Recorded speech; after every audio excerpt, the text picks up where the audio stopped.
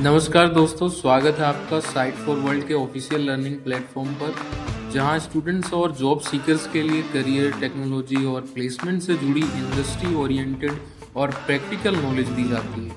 अगर आप अपनी स्किल्स को नेक्स्ट लेवल तक ले जाना चाहते हैं तो आप बिल्कुल सही जगह पर आए हो। चलिए शुरू करते हैं आज का इम्पोर्टेंट सेशन। नमस्ते स्टूडेंट्स, आप रेडी हो? फोकस मोड ऑन है ना? चलो आज एक बहुत ही इंटरेस्टिंग टॉपिक समझते हैं।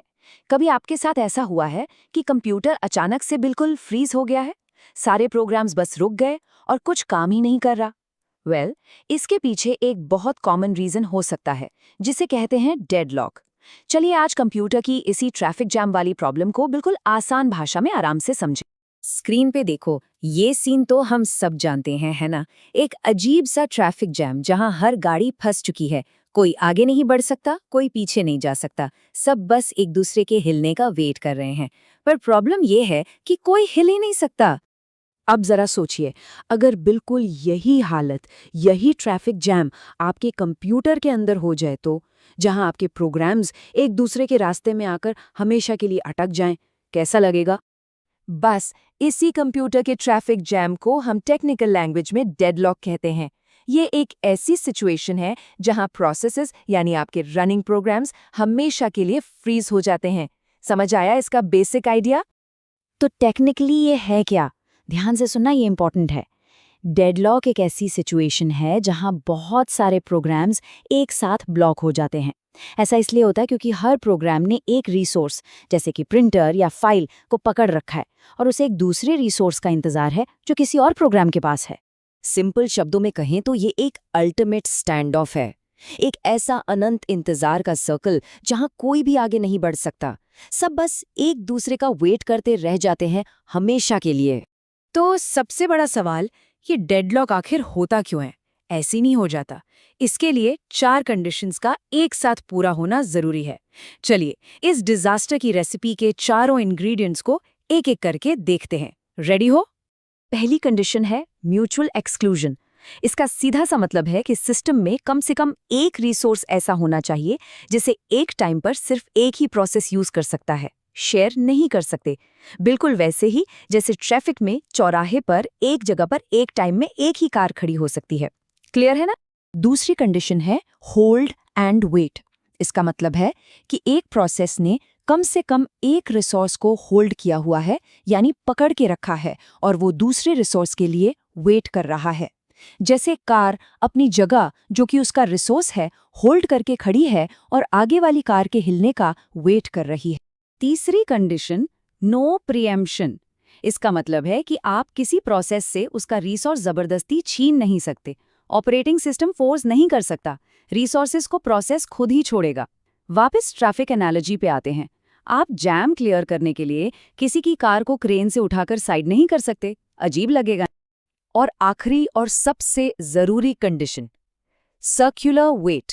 यहां एक ऐसी चेन बन जाती है, एक सर्कल, जहां प्रोसेस P1 प्रोसेस P2 के रिसोर्स का वेट कर रहा है, P2 P3 के रिसोर्स का वेट कर रहा है, और आखिर में आखिरी प्रोसेस घूमकर वापस P1 के रिसोर्स का ही वेट कर रहा है। ये बिल्कुल क्लासिक 4 वे स्टॉप वाला ग्रिड लॉक है। अब समझ आया ये साइकिल कैसे बनता है? तो चलो इन चारों कंडीशंस को एक साथ इस टेबल में देखते हैं। Mutual exclusion, hold and wait, no preemption और सर्कुलर वेट। एक बात हमेशा याद रखना, डेडलॉक तभी होता है जब ये चारों एक साथ मौजूद हों। अगर इंटरव्यू में पूछा गया तो बता पाओगे ना? इसको नोट किया, ये बहुत जरूरी है। ओके, अब ट्रैफिक जैम से थोड़ा आगे बढ़ते हैं और कंप्यूटर साइंस की एक क्लासिक प्रॉब्लम देखते हैं जो डेडलॉक को ब्रिलियंट तरीके से समझाती है। इसे कहते हैं द डाइनिंग फिलोसोफर्स प्रॉब्लम। नाम थोड़ा अजीब है पर कॉन्सेप्ट मजेदार है। तो सेटअप काफी सिंपल है। इमेजिन करो 5 फिलोसोफर्स एक गोल टेबल पर बैठे हैं। उन्हें खाना खाने के लिए 2 चॉपस्टिक्स चाहिए। हर फिलोसोफर के लेफ्ट और राइट में एक एक चॉपस्टिक रखी है।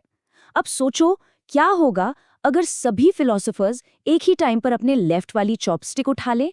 क्या होगा? सोच रहे हो? देखो, अब हर फिलोसोफर के पास एक चॉपस्टिक है, यानी होल्ड, और वो अपनी राइट वाली चॉपस्टिक के लिए वेट कर रहा है जो उसके पड़ोसी ने उठा रखी है। यहाँ एक परफेक्ट सर्कुलर वेट बन गया है, बिल्कुल उन ट्रक्स की तरह जो चौराहे पर एक दूसरे का रास्ता रोके खड़े हैं। दोनों ही डेडलॉक के परफेक्ट एग्जाम्पल्स हैं। समझ आया ये कनेक्ट? ओके, प्रॉब्लम तो हमें अच्छे से समझ आ गई, लेकिन इससे बचने का तरीका क्या है? अब हम बात करेंगे डेडलॉक को रोकने की स्ट्रैटेजीज पर। आप एक्टिव हो ना? स्क्रीन पे ध्यान है ना? यहाँ पर सबसे इंपॉर्टेंट पॉइंट ये है कि डेडलॉक को रोकने के लिए हमें उन 4 कंडीशंस में से बस किसी एक को तोड़ना है। सिंपल। अगर एक भी कंडीशन पूरी नहीं हुई तो डेडलॉक हो ही नहीं सकता, चेन ब्रेक हो जाएगी। इसके लिए हमारे पास 4 मेन स्ट्रैटेजीज हैं। पहला, म्यूचुअल एक्सक्लूजन को ब्रेक करो, रिसोर्सेज को शेयरेबल बना दो। दूसरा, होल्ड एंड वेट से बचने के लिए प्रोसेस को बोलो कि शुरू में ही अपने सारे रिसोर्सेज मांग लें। तीसरा, नो प्रीएम्पशन को हटाने के लिए हम ऑपरेटिंग सिस्टम को पावर दे सकते हैं कि वो जरूरत पड़ने पर किसी प्रोसेस से रिसोर्स वापस ले ले।